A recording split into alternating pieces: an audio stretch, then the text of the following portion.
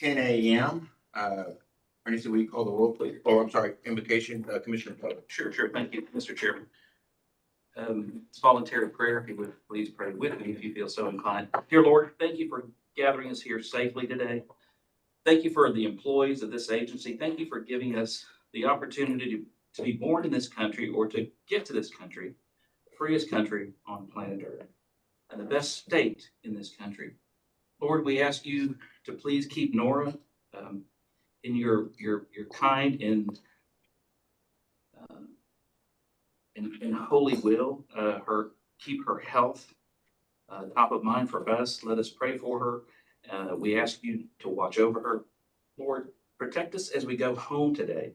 Keep the employees and the commissioners and those that are here safe and in your loving embrace as we try to get home to our families this afternoon. In your holy name we pray. Amen. Amen. Thank you. Gracie, call the roll, please. Yes, sir. Commissioner Grunstrom, Present. Commissioner Lori High, Present. Commissioner Nora Castaneda. All right, Dr. Gary Wesson, Here. Dr. Ray Callis, Vice Chair Tom Butler, Here. Chairman Figueroa. Here. We have a quorum, and we make a motion for acceptance of Commissioner Callis is going to call us back. Is Yes. that accurate? That is what he said, yes. Okay. And then I think that's the only one we're missing, right? Am I correct? Yes, you're correct. Okay, then, so we have a motion to choose. Nora. Commissioner Castaneda. Second. Second. All in favor, say aye. Aye. Opposed? Okay, motion carries. Public comment, Commissioners, we can go to item C. We're accepting public comments in writing in person. You received several comments that we brought to you written. If anyone here is willing to address the commission on a matter that is not on the agenda, or if you're here for a contested case or rule, you'll be called up. When it gets to that item on the agenda, if you want to speak, please fill out a public comment form and turn it in.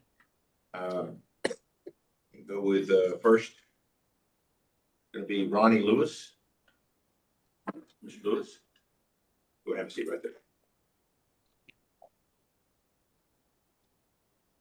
Mr. Lewis, I'm going to read some instructions to you, and then we'll have 3 minutes. Okay. Okay. Thank you for being here. Please say your name and who you represent. You have 3 minutes to speak. Please understand that commissioners are not allowed to ask questions or engage in a discussion with you about anything that is not specifically on our agenda.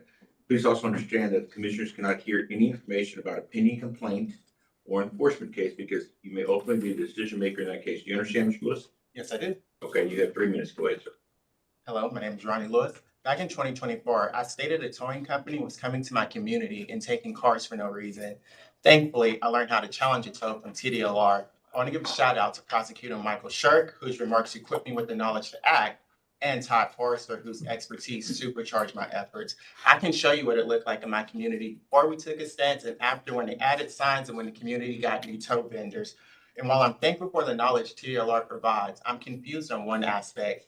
TDLR's website states that filing for a tow hearing is not a substitute for filing a complaint. So rightfully so, I was confused and a little bit angry to learn that my complaint was closed because I was successful at my tow hearing. That's when I wrote Governor Abbott's office and I was connected with Mr. Alex Hammond. My exchange with Mr. Alex Hammond was insightful and helpful. So Mr. Alex Hammond, thank you for that.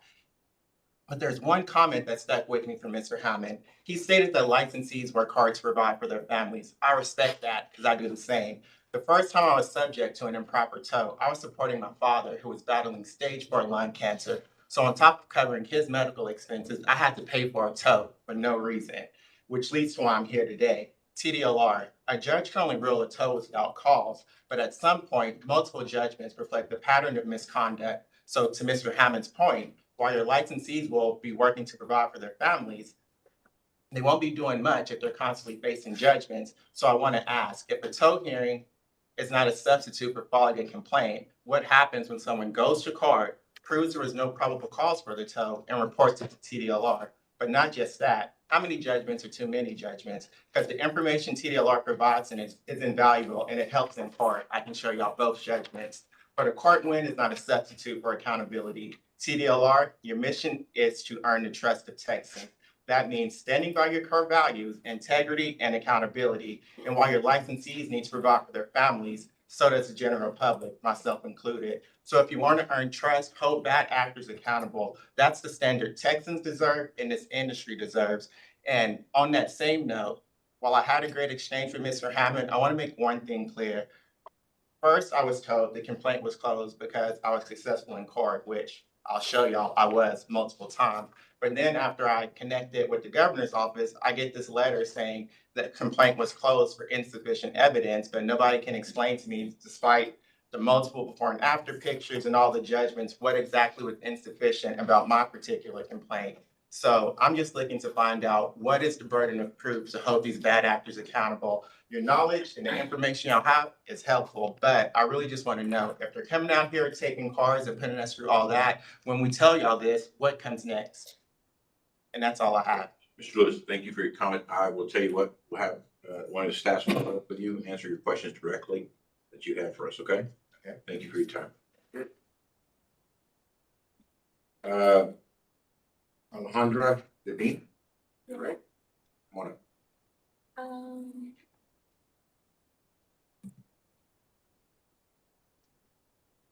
I'm here for my state. Come on, ma'am. Come on up to the table.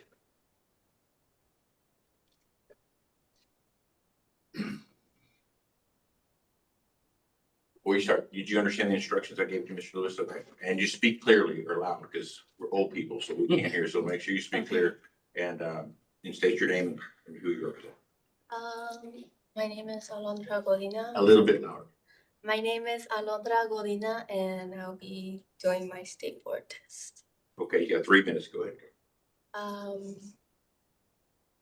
2 minutes for. Did you want to make comments or what? You're just here to, okay. Why don't we have, Carnisa, why don't we have somebody follow up with her and we'll go from there. Appreciate your time. You were just here for an exam, right? So, yeah. Okay, she'll follow up with you. Once you step out there, we'll do it. Okay, thank you. You can take her back with you. Okay.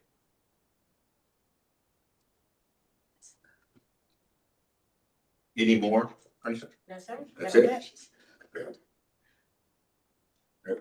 Commissioners, we're gonna go into executive session. We'll now go into executive session to consult with our attorney under sections 551.071 subsection 1 and 551.071 subsection 2 and 551.074 of the government code. The time is 10:08, and after executive, we'll take a break, come back here. Doug, Probably need 20 minutes for exec session. I'm gonna give you 40, just to be safe. And so let's say 10:40. We'll come back here at 10:40, pick up any action items on the executive session, and then begin testification. All right?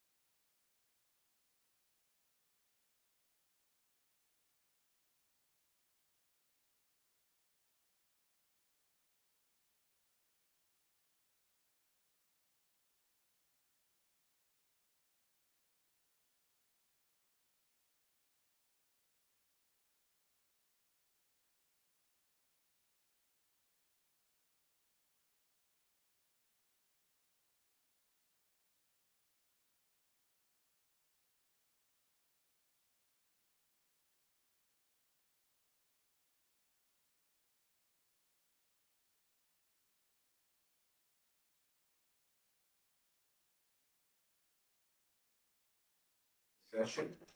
And there were no action items on the executive session items, Commissioners. So on item E, we're going to go to item F, minutes. Take a motion. So moved. Second. All in favor, say aye. Aye. Opposed? Motion carried. Item G, Robert Reyes, rules.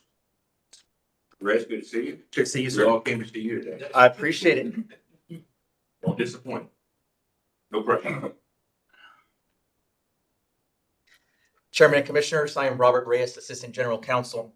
I'm presenting the Combative Sports Rule Package that amends Section 61.43 and adds Section 61.109 to Chapter 61 of Title 16, Part 4 of the Texas Administrative Code. The proposed rule amendment at 61.43 I1 corrects the typographical error in the concentration of adrenaline approved for use in a contestant's corner. The current rule states a 1 part per 10,000 concentration, which is not functional. This amendment corrects the error to state a 1 part per 1,000 concentration, which is the customary accepted concentration. The proposed new rules at section 61.109 add administrative rules to regulate the combative sports discipline of bare knuckle boxing. The proposed rules outline and describe the processes the department will follow when regulating a bare knuckle boxing event, including evaluating and approving fighters and describing how bare knuckle boxing matches will be officiated, judged, and decided. The rules will also identify the prohibited acts that could result in the department penalizing a contestant. And finally, the rules allow for the use of instant replay technology in bare knuckle boxing matches only. These rules follow to a substantial degree the Association of Boxing Commissioners and Combative Sports Bare Knuckle Fighting Unified Rules dated July 12, 2024. The proposed rules are necessary for the regulation of this new discipline and to ensure, to the highest degree possible, the health and safety of the contestants and all connected individuals. The proposed rules were published in the Texas Register for comment on April 18th, 2025, and the period closed May 19th, 2025. Two changes, one to 61.109C2 and another to 61.109E4 were made to replace the term there with the phrase his or her, and those were needed after review. While the version of the rules presented to the advisory board included these two changes, a version that did not include the changes was inadvertently filed with the Texas Register. I regret the errors. However, the two errors do not substantively affect the rules in how they are read, how they are analyzed, or how they are applied to any degree. So it's purely technical. 0 comments were received during the comment period. 0 comments were offered during public comment here at the meeting. No changes have been made to the proposed rules before you in response. The proposed rules are presented for your review and vote as they were offered to the advisory board. I recommend that you adopt the proposed amendments to Chapter 61, along with the edits to 61.109C2 and 61.109E4 with an effective date of June 19th, 2025. Last thing before I let this go, I want to offer my appreciation and thanks to a couple of people here. We did this rulemaking in 2.5 months.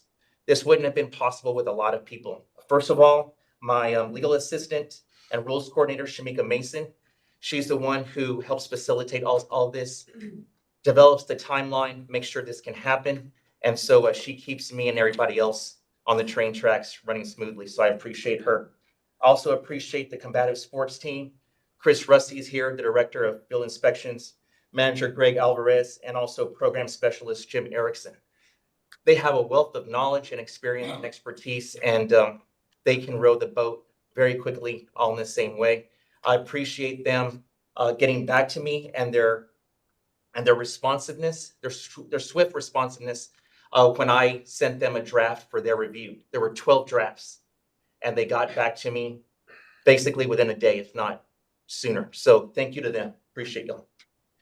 Lastly, I would like to thank Doug Jennings and Deputy General Counsel Derek Burkhalter, who put me in a position to be able to focus on this and gave me the support I needed to get this done. So I'd like to thank all of them as well.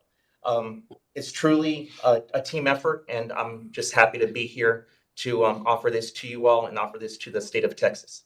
I'm available to answer any questions that you all have at this time. Thank you. Sure is extraordinary heavy lift. So questions? Yes, sir. Council Reyes, Yes, sir. what's the rationale for having a rule? Can you walk me through the process? Because the statute says something. Assume there's a rationale of why we're putting this rule, correct? Sure. Well, the rules as we have them now does not contemplate this discipline. So in order to amend the program rules, we have to go through a rulemaking process. So the rulemaking process starts one of a number of different ways, either a rule petition. um, uh, we have some sort of information from either the commission, from a member of the general public, a member of the department. We then go through conceptualizing the rule, writing the rule to where it can be clearly understood, clearly enforced. So that means that compliance checks off on it to make sure that they can actually do what we are putting down on paper. That the public is clear when they are trying to follow the rule. And also, since we have definitions that define what combative sports are, we need to ensure that since this is a combative sports, that we have those rules in effect to, for them to follow, for us to be able to enforce. So that rules process goes forward with, after the conceptualizing and the drafting, we move forward to having advisory board meeting, which there was an advisory board meeting that took place on May 1st, 2025. That included, all the members are stated on the website. They were able to see the rules, view the rules. I was able to be on hand to offer to answer any questions, as well as any technical questions. We had compliance there on hand as well. So there's a lot of review. Then this third stage was public comment. This was filed with the Texas Register. So that goes out and that's available to all citizens of the state of Texas and beyond on the internet for to offer them the opportunity to opine on whether they believe this is good for the state of Texas or not. We did not receive any comments. It is what it is. Okay. Now we have gone through the process, and depending on how you all rule, we will then move forward in the process with adoption justification documentation, or if you all decide differently, not to do that. So what's the technical replay component on this one? Is this only applicable to a bare knuckle or rest of them? Instant replay for right now is going to be limited to bare knuckle boxing matches. Okay. And Chris, if I understand, our referees have a badge or something. Is it applicable? Do you mind sharing with us the fancy badge or what has come up? Okay. Yeah.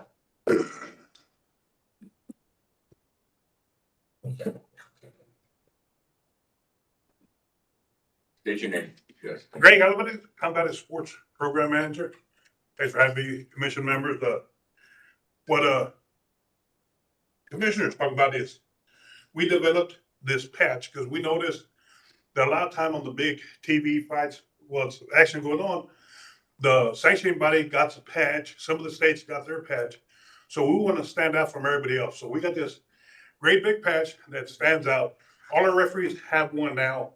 So if they ever come out on TV or stuff like that, it's posted right above their chest, and it shows the great state of Texas is sponsoring this event, is regulating this event, whatever it has to do. They know where this fight is taking place.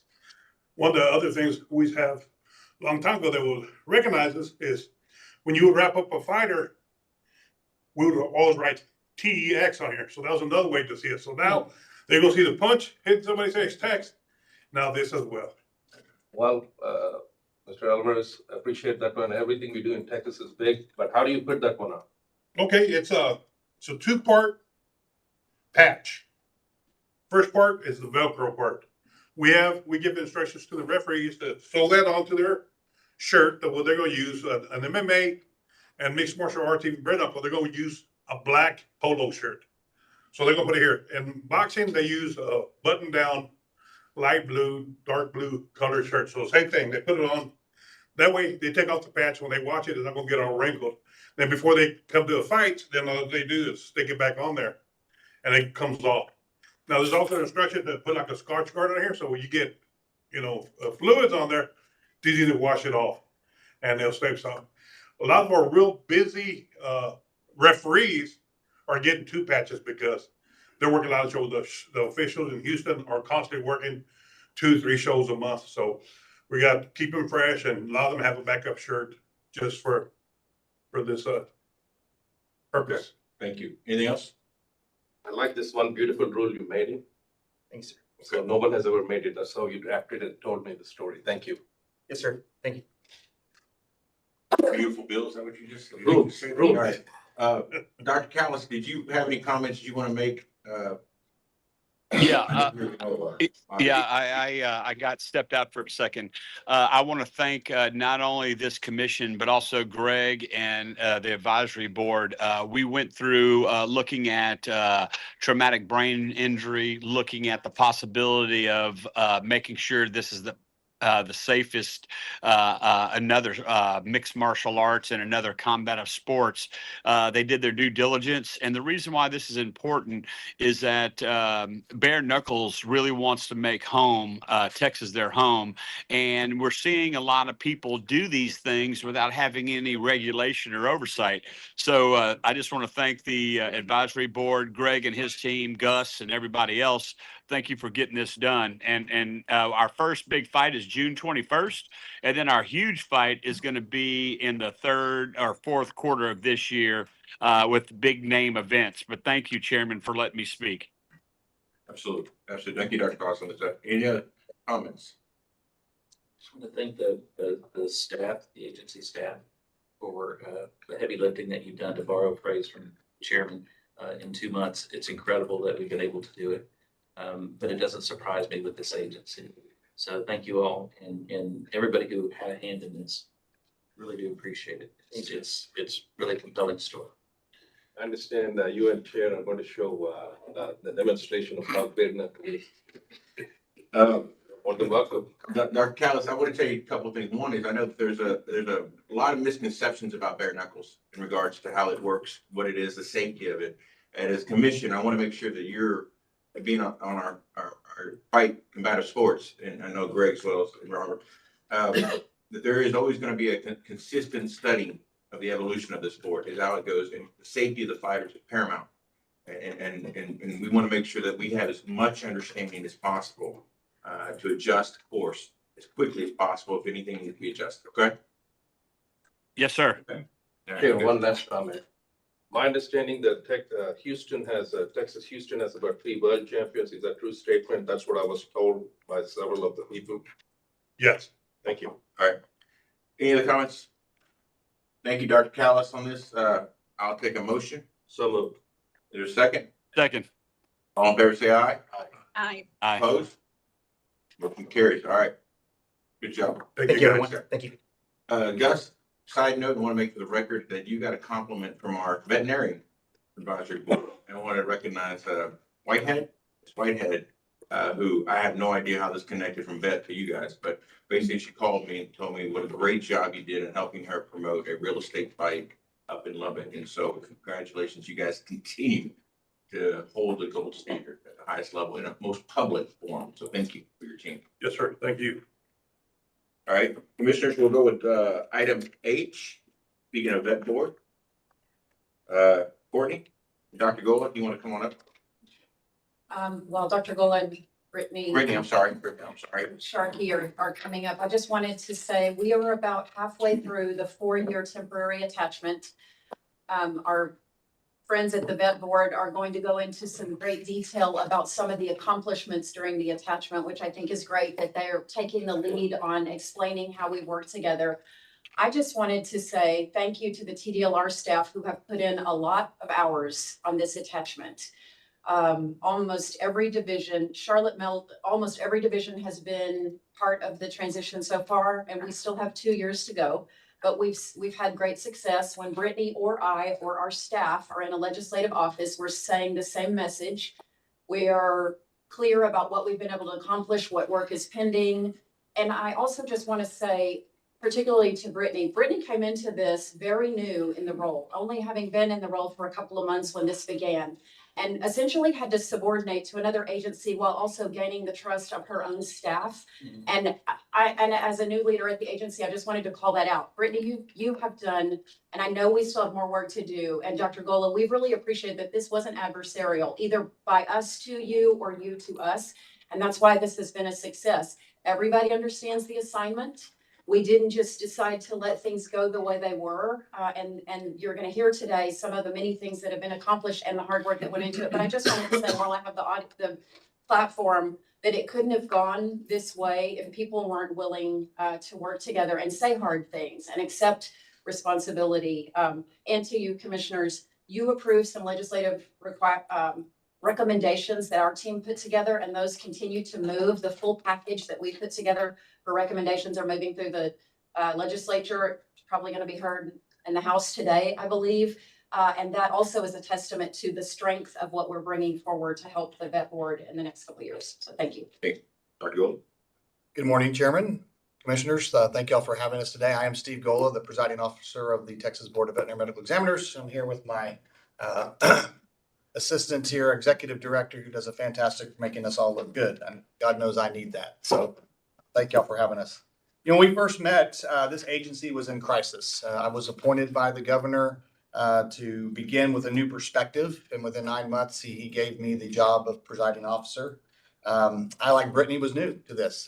This was my first appointment in a regulatory chair. And so I relied on the governor's advice, which I'll never forget. He said, number one, follow the law. Number two, provide great customer service. And when all else fails, just use common sense. And that's really the perspective that we have tried to take as we've made this. The other thing that I tried to take from a public facing standpoint and with an unknown experience that was coming with TDLR is just make friends. Like, we're all in this together. We're trying to get to the same spot. Let's just be friendly and we can agree to disagree. And that's what we've done. It's just taken that tact. I'm proud of that. But upon my arrival, the agency had a recent history of senior leadership that had been forced into resignation because of scandal. We had hundreds of thousands of dollars that was spent on a database today that we don't know where it is or that it didn't ever existed. And a sunset review report that was rather scathing of the performance of the board previous to my arrival. There were years long of backlog of cases, 7, 8, 9 years that were still lingering with very little known about where they were and were they ever going to be accomplished.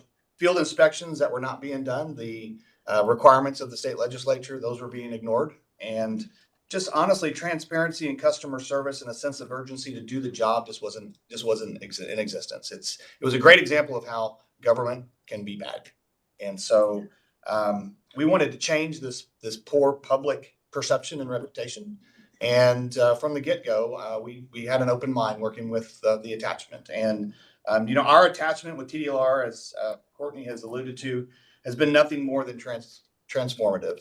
The collaboration that we've experienced, the partnering relationships, the general working relationships that we've had, it has been exactly what we needed, especially with new leaders and new perspective. And we relied heavily on that advice. But at the same time, it was not dictatorial. It was very much collaborative, allowing us to use our autonomous thought, ideas, and experience in a very unique profession to try to thread the needle. I recognize we're only halfway through and we still have a lot of work to do, but we have to give credit where credit is due. And I think both staffs should be commended. On the vet board side, there's hesitation. Many of those staff members had been there for a long, long time. Many of them knew what needed to be done. They just didn't have the leadership to lead them. However, we were also able to convince them that there are resources and folks that have been doing the regulatory job a different way, TDLR, that we could learn from. And the analogy that we use from the very beginning is the state board is a fence that has deteriorated and fallen apart and no longer holding the livestock back in the pasture. So it's TDLR's job to take that fence down, even though some of the posts and some of the employees are going to be kept in place, and then we're going to rebuild it. And I'm proud to say that effort is well underway.